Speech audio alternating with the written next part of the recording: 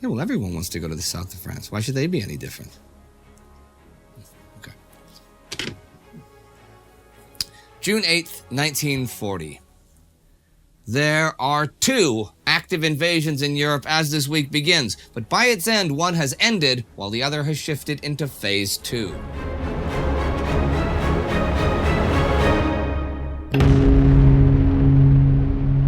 I'm Indy Neidell. This is World War II. Last week, Belgium's King Leopold surrendered to the Germans. In Norway, the Allies bombarded Narvik as the Germans evacuated, and on the English Channel, the legendary Allied evacuation from Dunkirk began and was in full swing as the week ended.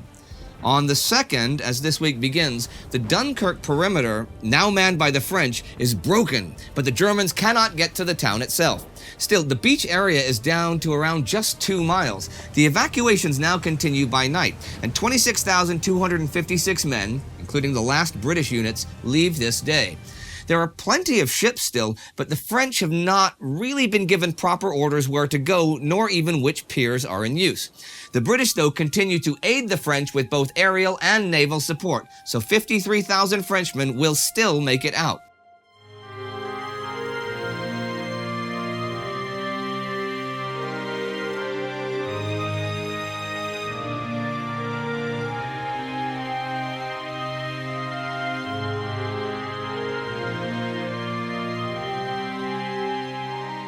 The next night, 26,175 men are evacuated, but the Allies think there are only around 30,000 soldiers left around the whole beachhead, so when the last ship leaves at 3:40 in the morning, there are 40,000 men remaining to be captured by the Germans. On the morning of June 4th, the Germans enter Dunkirk and take those men.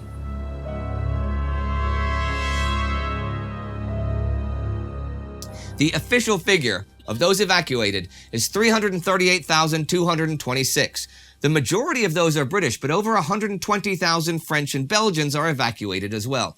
Pretty much all heavy equipment is lost, and many troops no longer even have rifles or their basic kits. Still, this has been a major accomplishment, since no one thought more than 50,000 or so could make it out. The British and French navies have lost over 80 merchant ships and warships. 9 destroyers have been sunk. In fact, last September, the Royal Navy had 180 destroyers. They now have 74 that have not been sunk or are not in harbor for crucial repairs. In June, in general, Allied shipping losses increased dramatically, but a lot of these losses are at Dunkirk. And normal shipping convoys are less protected because a bunch of normally protecting escort ships are used in the evacuation. U-boats will sink 58 ships this month, and the Allies will lose 140 in total. In the air, the British lose 80 pilots at Dunkirk. The Germans lose more, but their reserves of air power are much larger. Although the British land and naval leaders deserve credit for the operation, the Germans get some dubious credit too. Their senior commanders still don't understand the potential of their armor and have been hesitant at crucial points, giving the Allies vital time. On June 4th, British Prime Minister Winston Churchill gives perhaps his most famous speech, and these are its most famous lines. We shall go on to the end. We shall fight in France. We shall fight on the seas and oceans. We shall fight with growing confidence and growing strength in the air. We shall defend our island, whatever the cost may be. We shall fight on the beaches. We shall fight on the landing grounds. We shall fight in the fields and in the streets. We shall fight in the hills. We shall never surrender. According to the wit of Winston Churchill, he apparently also adds to a colleague, "And we'll fight them with the butt ends of broken beer bottles, because that's bloody well all we've got." Somerville does have this to point out, though. The message seems to suggest that France will be beaten, leaving Britain to fight alone. This is not perhaps the best way to encourage the French to fight on. And it is true that both the French and the British have legitimate grievances at Dunkirk. The French had delayed too long in getting ready to evacuate, and the British had not kept their promise of help on the ground. But even without these problems, it would have been impossible for the two countries to view the event in the same light.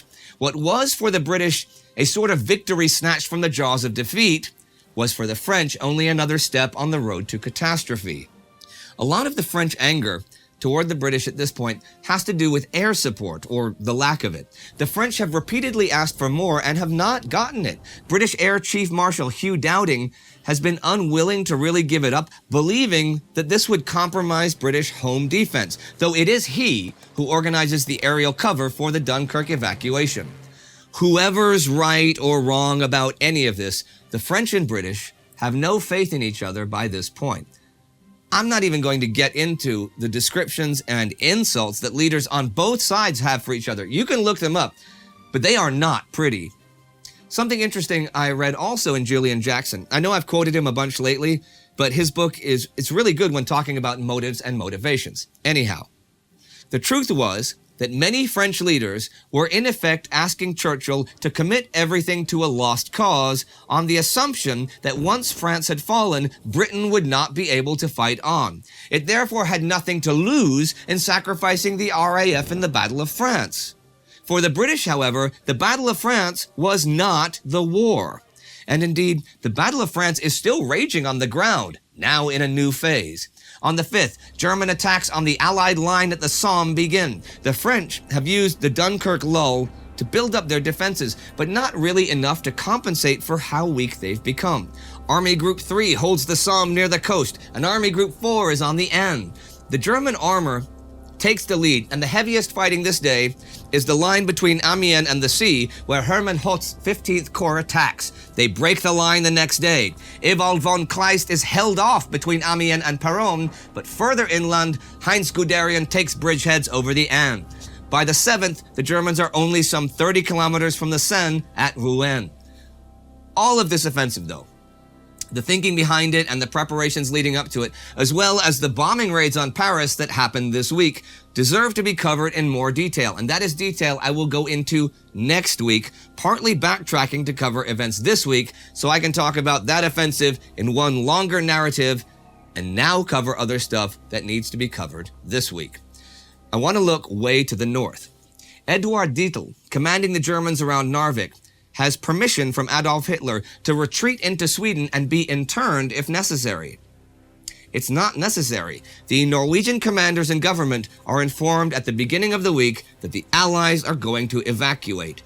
They can't believe this. They have the Germans on the run from Narvik. Some Norwegians think they could beat the Germans there on their own. Some that maybe they can create a free northern Norway. But these are just dreams. On the 7th, King Haakon and his government leave Norway, and by the end of the week, all Allied troops have been evacuated. Norwegian commander Otto Ruge remains with his men and surrenders to Dietl the 8th. The Norway campaign is over.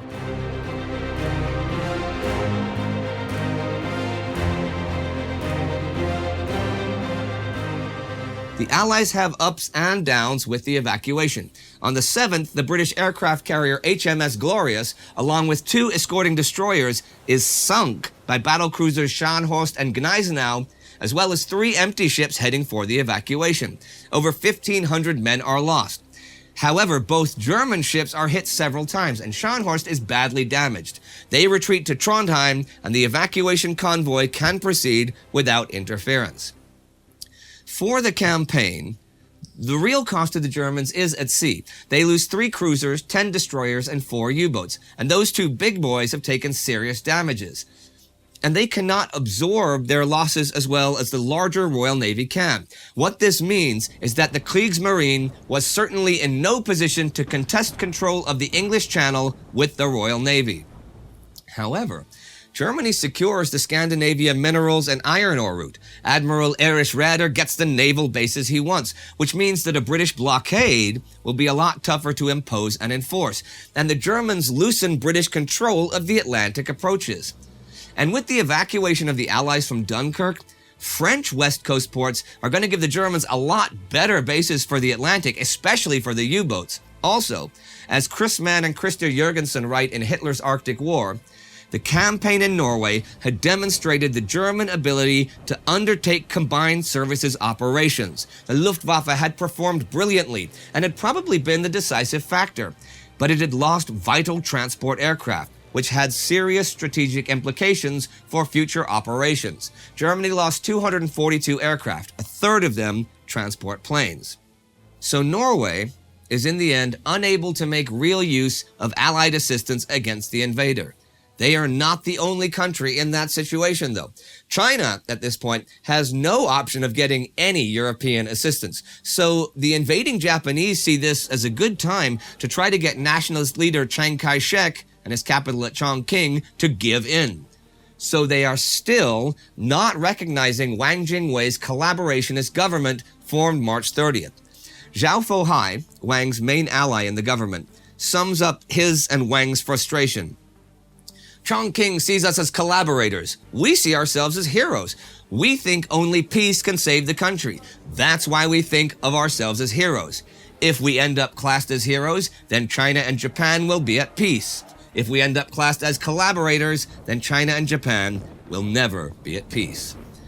But Japan's version of peace wants troops stationed in northern China and a formal recognition of Manchukuo, and Chiang won't go for that. But Chiang is under pressure with the Japanese advancing on Yicheng, and negotiations resume in Macau June 4th through 6th, though nothing comes of them. In the field, though, by the 6th, the Japanese have occupied Jingmen and are now racing among themselves to see who can reach Yicheng first, which they think the stepping stone to taking Chongqing itself.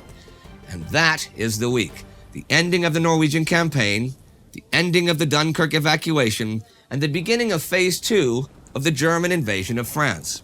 But the French have not lost yet. There's still one British division on the mainland, and Churchill, over much opposition, orders 2 more to be sent in. And newly promoted General Charles de Gaulle takes the post of French defense minister. But is it all too little too late? Above all, if the Allies hope to win this war, they will have to resolve the farcical levels of miscommunication and chaos among their high command.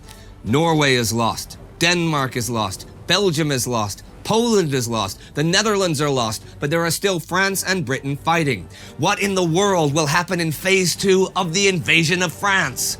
Exciting stuff. If you want to see an example of how a much smaller force held off a larger invading force a few centuries before this, have a look at the video I made for the Sabaton History channel covering the history behind the Sabaton song about the medieval battle Bannockburn. You can click right here any second now. Our TimeGhost Army member of the week is Noel Charles McDaniel. Do like Noel and sign up on Patreon or timeghost.tv to make sure that we can continue making more and better content. Subscribe, activate notifications. See you next time.